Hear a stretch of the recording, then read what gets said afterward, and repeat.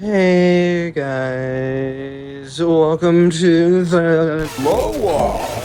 Okay, so the reason I'm making this video is because I can, and spiraling a little bit, and I haven't even made a video in years. Bear with me here, but there is not a lot of info out there or videos about the homeowner non-landscaper market for a leaf blower, and you start to involve numbers and different things that people don't really understand or understand how and where they can be applied differently.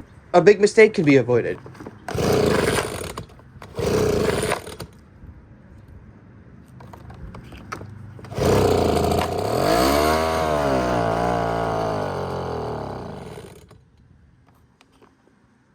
I almost ended up spending $300 when that same exact amount of money could have gotten something, and did thankfully get something monumentally better. On top of this near mistake, the most misleading aspect about these two products are the reviews. And what are we doing in this millennial Gen Z world? It's all about the reviews. What are the reviews? What are the stars? How many reviews are there? And for some reason, the Ryobi has thousands of reviews that looks...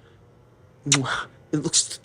Oh my god, looks like that Amazon 4.5 gold. Like, in the Hursqvarna, poor thing, has like 100. It's like 4. But that couldn't be further from the truth. And I think that the reason we're seeing this is because I think the Ryobi is the higher end version of a class of a $200 to $250 blower. And I think the Hursqvarna is in an entry level class of someone who's looking to spend 4, maybe even 500. So I'll leave you with some B-roll comparisons. We'll get into actually blowing leaves in a little bit, and what ended up going on with the Ryobi and how I had issues keeping it running only 2 weeks old.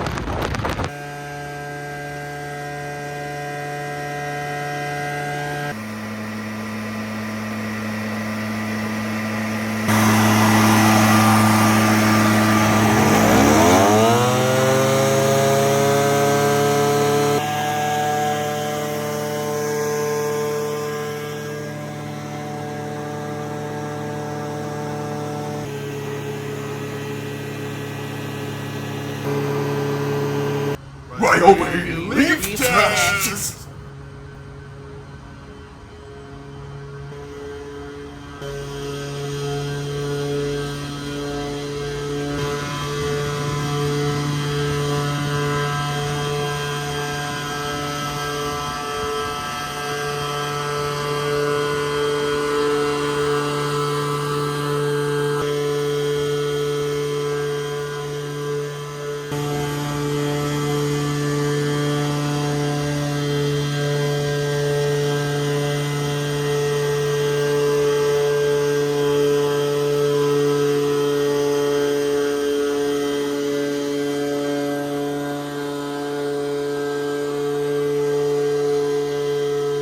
Okay, you guys ready for this?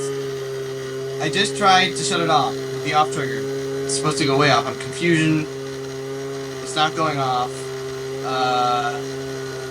And it just kind of slowly starts to throttle down. And it starts backfiring, man. It's like, which again, 2 weeks old.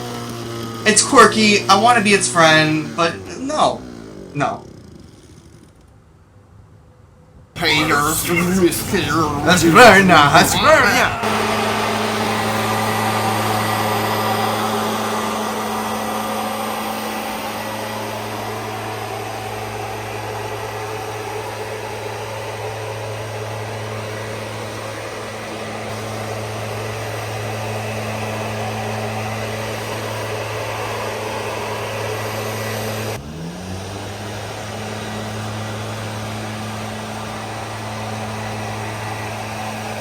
So, if you already can't tell, there's just this elegance to using the Hursqvarna in that the air coming out the tube is louder than the engine. The leaves are clearly going further than the Ryobi, and they're going more in the right direction. There's a better sense of control. It's just a delight to use, and the Ryobi gave me anxiety. So here's some final little B-roll comparisons, and I even threw in a drone shot at the end. I know a drone shot would have been better throughout the whole time, but the batteries were taking forever to charge, so I just wanted to get on with it. Here's the thing with pricing. The Ryobi is almost always on sale for $279, and the Hursqvarna is almost never on sale and is typically $349, but it is on sale right now for $299 at Lowe's. And I'm just comparing these at the two home improvement store offerings they're at. If you can get the Hursqvarna for $299, do it. If you need something and it's not on sale and the Ryobi is, which it typically is, it's a great blower still, under $300. As for what was actually going on with the Ryobi, I don't know. Up until that point, it had been working fine, but I definitely had to start fiddling with the choke the last week. Sometimes it would run only on half choke, and sometimes it would work on with no choke at all. I would always warm it up on choke. I've had 2-cycle engines my whole life. I know what I'm doing. Something was going on with that carburetor in this video. It was stalling out, wasn't shutting off, and I actually literally returned it at the end of the video. Funny story about the Hursqvarna, and Wikipedia says Hursqvarna, no R, Swedish. This is actually my buddy's yes, the Hursqvarna is a person. It was sitting in the garage for 2 years because they had a really, really bad garage flood, and he pulled it out of the box and all this water came out of it. So they thought it was dead and it's been sitting, and I was like, hey man, let me take this home and let me fiddle with it. Maybe I can like try to get water out of the carburetor or just see if it'll start. Literally, first pull, started up.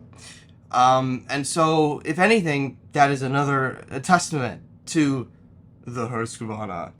Either way, I was just kind of blown away by, at this point in time, for the same amount of money, how much better the Hursqvarna is. The power difference, the control difference. And let's talk about a little bit how the two numbers involved in measuring a leaf blower. Honestly, I'm still trying to understand this shit myself, but basically there's two numbers involved for measuring a leaf blower. Miles per hour and CFMs. Miles per hour is the air speed, it's how fast the air is coming out the hole that blows the air. And CFM is air volume. Here's a little scenario to illustrate these two numbers. If I threw a pencil at someone at 10 miles per hour, that might hurt.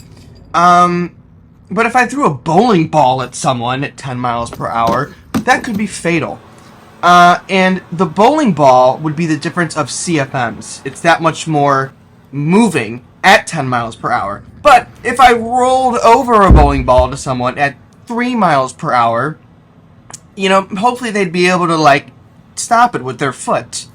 So you can kind of see how these two numbers start to work together. So what I like to do is multiply them for some random number that technically means nothing, but is a way to extrapolate the combined force. And when I do that, it places the Hursqvarna at well over 30, maybe even 40% more powerful than the Ryobi. Well, I think that's enough of my rambling for this one. I mean, I think, what are we at, 10 minutes already? Jesus Christ. I hope you enjoyed a capitalist venture into how the same price of two very, very different products have a place in this market. And stay tuned for my Schroeder leaf blower, which for $50 more is 30% more powerful. I'm so excited.